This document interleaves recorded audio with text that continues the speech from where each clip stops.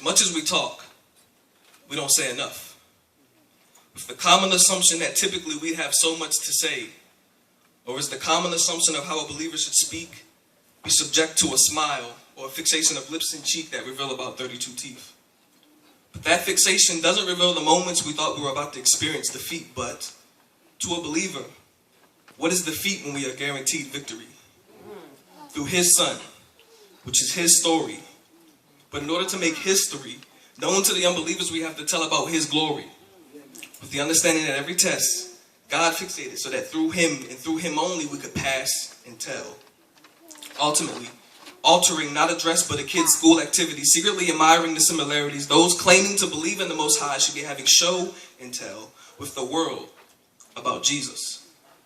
So, there's a word consisting of 9 letters with a definition so powerful and profound. It, combined with the very sin-washing blood of the Lamb, can with no question rearrange the lyrics to a song that starts with we and ends in overcome, replacing the word shall with have. Testimony. Any declaration, form of evidence, or proof. Proof that even I have deep down inside a custom-made and customized statement of morality showered down in distinction of the Most High. Able to open the eyes of the spiritually blind, to make, never break. Often, sometimes, followed by responses like, you know what? Thank you. I really needed that. In its sincerity. Never get discouraged when sharing, when asking, are you hearing me? Because testimonies have the tendency to stick and remain in your spirit and or your brain. So even when it looks or feels like that woman standing in front of the church making evident how she was able to maneuver her way out of the approach of an approaching 18-wheeler was standing up there in vain, she's not. Because someone needs to know just how good God is. Just how good can't even cover a percentage of his goodness. It all starts with the simple fact that he woke each and every one of you up this morning and often ends in the miraculous. For me, personally, I believe testimonies reveal one of many things, importantly purpose.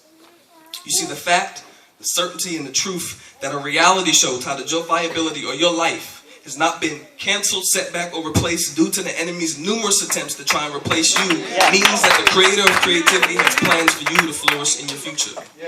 Your existence is not accidental. Testimonies are a reassurance of that fact. So, let me ask you this.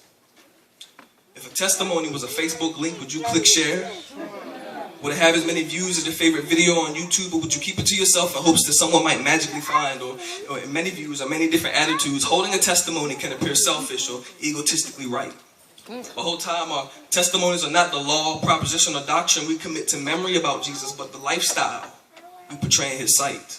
The only presentable evidence we can present about Christ is the presence of Christ revealed through us. But instead, our testimonies are blocked and locked up like money in a safe. But it's not safe to keep the combination to someone else's deliverance concealed. How would you feel if the fate of your addiction was in the hands of somebody you knew, but because of a little dash of bashfulness that quickly evolved into fear, and a teaspoon of disobedience that the enemy added, that someone didn't speak up? It's as easy as that, I'll admit. When the enemy knows that by one man's disobedience, many were led to sin. So as by one man's obedience, many will be made whole. And secondly, that fear was clearly not from God, because he has given us power. Power to resist the enemy whenever he tries to sneak disobedience and any other ingredients that does not belong or deserve to be written down in a cookbook of how to be a firm believer. That's why Paul told Timothy that God gave us love, power, and self-control or a sound mind. He also said, do not be ashamed of the testimony of our Lord, the author and finisher of our faith, and the author of time. Even though he's the author of time, it waits for no one. Believe this, I will be remiss in standing here in vain if I didn't talk to you about me. I could very well be the topic of my testimony, but I'd rather let God be the subject. But speaking of the subject, it was English. Closely approaching the library, I regret the decision of cutting through a dark alley just to study. It was finals week. A friend and I were mindlessly minding our own business. Unaware that for me, the next 60 seconds that truthfully felt like 5, I truthfully was about to see 18 years of life as I knew it at the time flash in a flash. And the flash was all I saw as I felt myself being seized and clenched with a tight grip like the man holding the hand of his wife while she's in labor. With the barrel of a gun being driven into my stomach like it was the opposite of labor. My friend sees a gun and decides to run, so it was just me, but I don't blame him.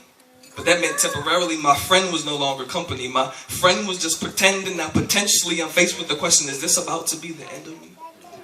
Unaware of that friend that sticks closer than a brother, he was right there next to me.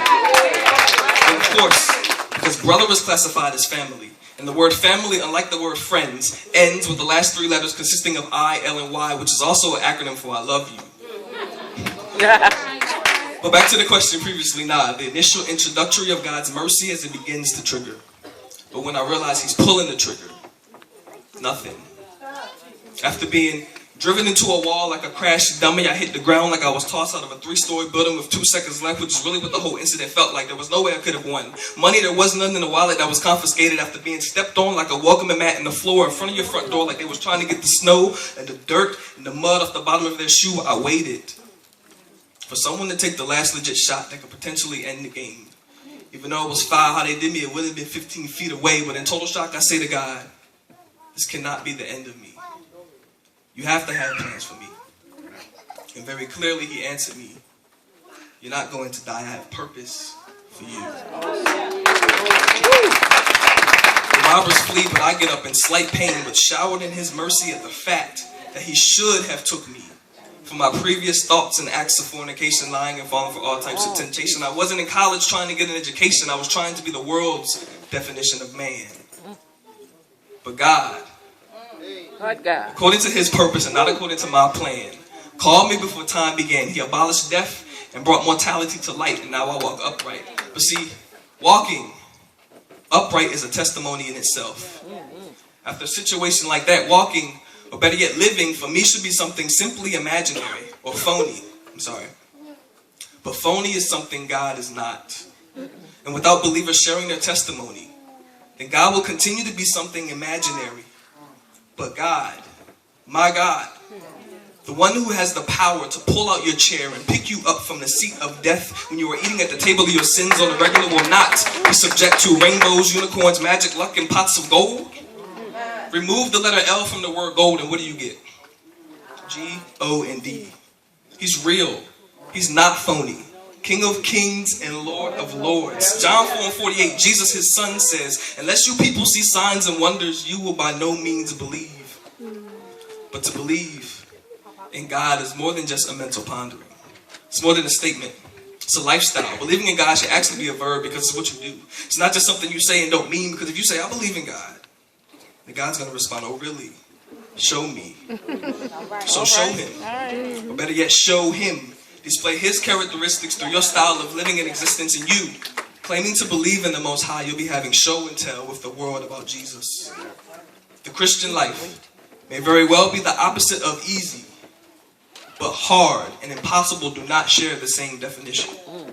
So the next time you hear the question, who has a testimony, hands should go up like I walked into a room full of 6-year-olds and asked, who wants candy? All right.